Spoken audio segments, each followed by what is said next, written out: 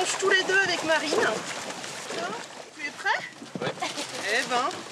Pas mal, hein? Ouais. Il fait froid, il pleut, l'eau est à moins de 15 degrés. Mais pas de quoi décourager Georges Larnicole. Georges Larnicole, un breton au caractère bien trempé, qui tous les dimanches se requinque dans l'océan. C'est l'un de ses rituels. Petite cognette? Ah ouais. Allez! Après la plongée, il a un autre rituel. Manger des cougnettes. L'une de ses inventions. Madame la reine. Merci. Oui. Allez les petits jeunes, à table. Oh là là. Quand on me prend par les sentiments, moi. Du beurre, encore du beurre et du sucre. Une recette typiquement bretonne, inspirée du fameux kouign-amann. Ça marche apparemment, hein? Oui. On a de plus en plus d'adhérents. On a plus en plus d'adhérents. Les cougnettes ont fait la fortune de ce pâtissier breton. Il en fabrique 5 millions par an. Ces petits gâteaux, il les vend en Bretagne, mais aussi dans toute la France. En 10 ans, il a ouvert 24 boutiques. Dans 2 jours, il s'apprête à en ouvrir une 25e. À chaque fois, moi, je vais toujours, première chose, rituel. On va au temple. Le temple, c'est la mer. Juste la voir. Il a voulu installer cette boutique dans un lieu très touristique, la Pointe du Raz. Le mien, c'est là mon trésor. Home, maison, en bas, l'eau. Le kouign-amann en Bretagne, on en trouve dans toutes les pâtisseries. Alors, pour se faire une place, Georges marque sa différence. Bonjour tout le monde. Bon, joli. Ces boutiques doivent faire rêver.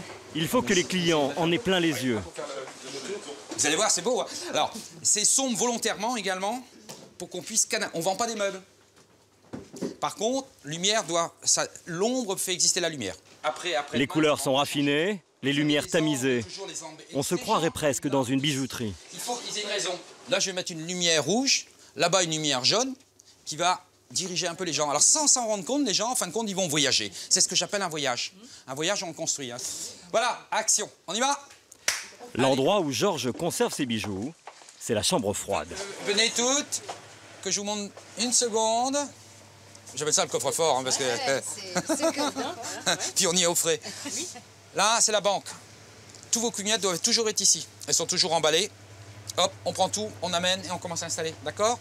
2 x 2, chocolat. Voilà. Cerise. Alors, ensuite, CBS, caramel beurre salé. L'idée de Georges, miniaturiser le kouign-amann pour le vendre en portions individuelles et surtout le décliner en 16 saveurs différentes, histoire de plaire à tout le monde. D'accord? Comme ça, voilà. CBS et caramel beurre salé. Après, je vais aller un peu plus loin et puis... ah bah tiens, cerise, oui, pourquoi pas, je vais goûter, je sais pas quel goût ça va avoir. Avec de l'orange, tiens, ça peut être intéressant. Ah, j'aime pas tellement la coco, mais par contre, j'aime la pistache. Eh ben, je prends une pistache. C'est un jeu, en fin de compte. Et puis, on est là pour vendre aussi. Allez, hop, vous mettez tout ça en place. D'autres petites choses pour finir avant que je parte. Il faut que, au niveau des cougnettes, il faut de l'opulence, que ce soit... qu'il y en ait une dose, hein, d'accord? Toujours. Je veux toujours voir ça plein. Si j'arrive un jour et que c'est pas plein, faut, parce que c'est ça qui vous fait acheter, hein, d'accord? Vous êtes une seconde tout avec moi, juste.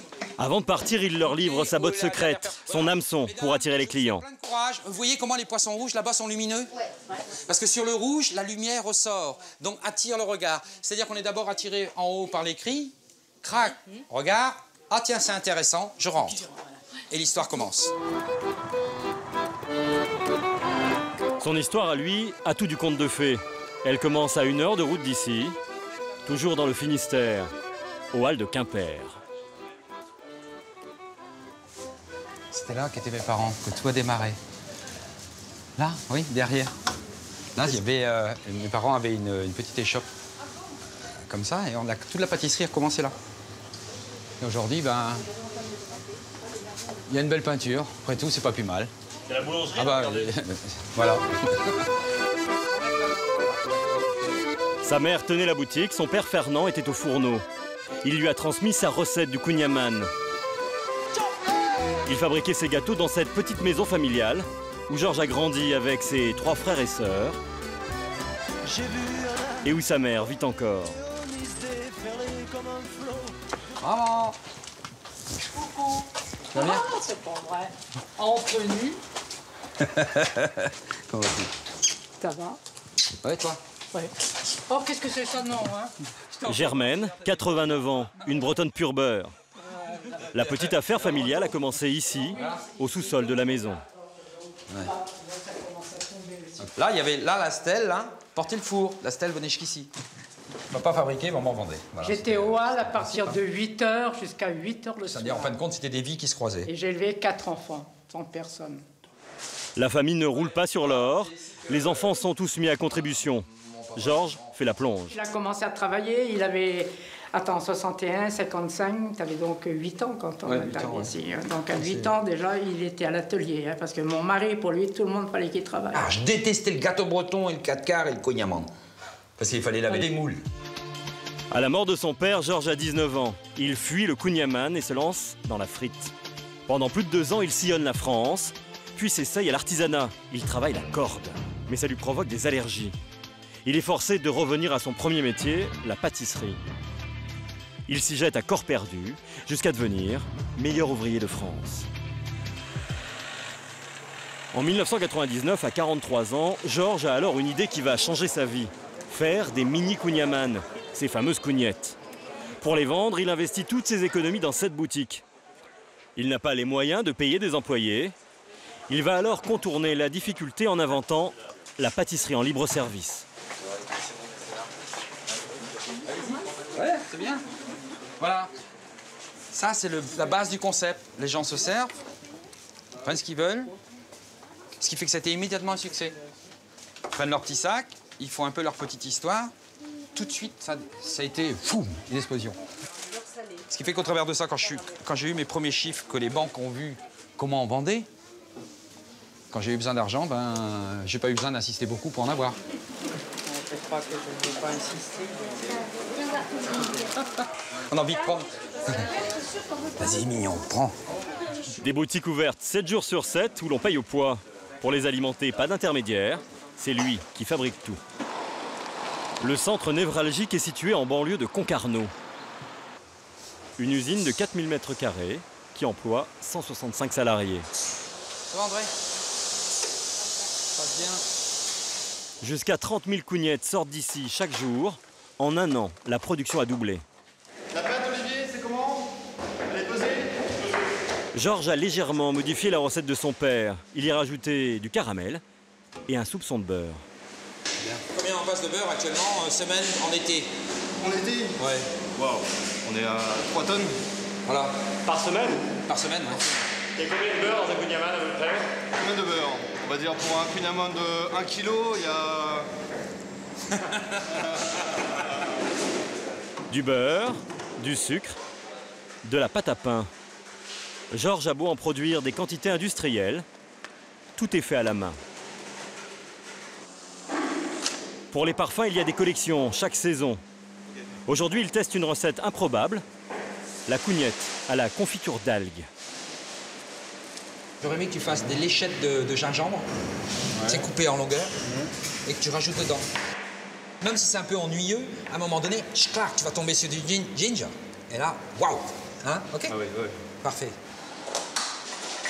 Une demi-heure plus tard, après leur cuisson, les cougnettes passent devant le comité de dégustation. Du wakame, d'accord? De là.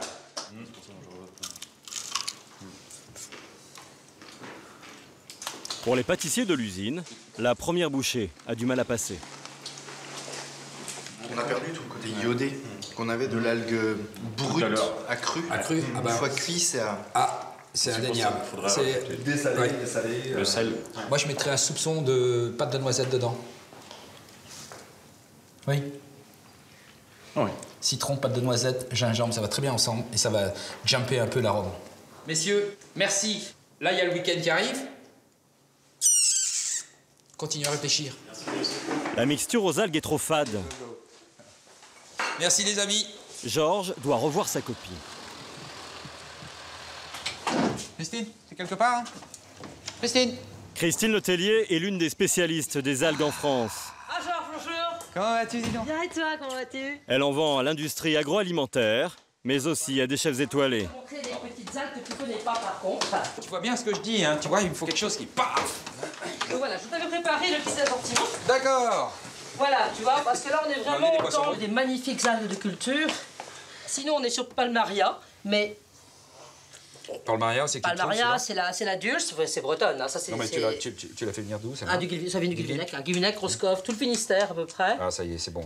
Ok, voilà. bon, donc ça, on a dit... Ça, c'est pour les algues brunes. Par contre, celle que je pense qui sera intéressante, c'est le nori. Alors là, on a quelque chose qui est extrêmement puissant. Je mets celui-là, il est là, c'est le plus puissant. Je le veux à 80. L'an prochain, Georges prévoit de passer commande d'environ 10 tonnes d'algues pour préparer ses cougnettes. Mais il pense déjà à des recettes encore plus surprenantes. Christine, qui travaille la cuisine moléculaire, lui montre ses perles de saveur, du sirop encapsulé dans une bille d'algues. Ça m'impressionne toujours. T'enrichis en fait. C'est un bricolage sérieux. Ah, c'est fabuleux, ça. Voilà. Il n'y a plus Voilà. la langue. Voilà. C'est ma langue qui... Exactement. Rien que le mouvement de ma langue. Voilà, tout à fait. Attends, tu permets? Non, attends. Ça, c'est cool, ça. Non, mais attends, je suis en train de penser à quelque chose. Oui. On est en train de travailler sur la baisse de cugne amande très très fine. Et je voulais mettre quelque chose en sandwich dedans, tu vois. Une crème de citron allégée, quelque chose comme ça, tu vois. Mais à l'intérieur, une perle, tu sais, que tu aurais le craquant et... Voilà.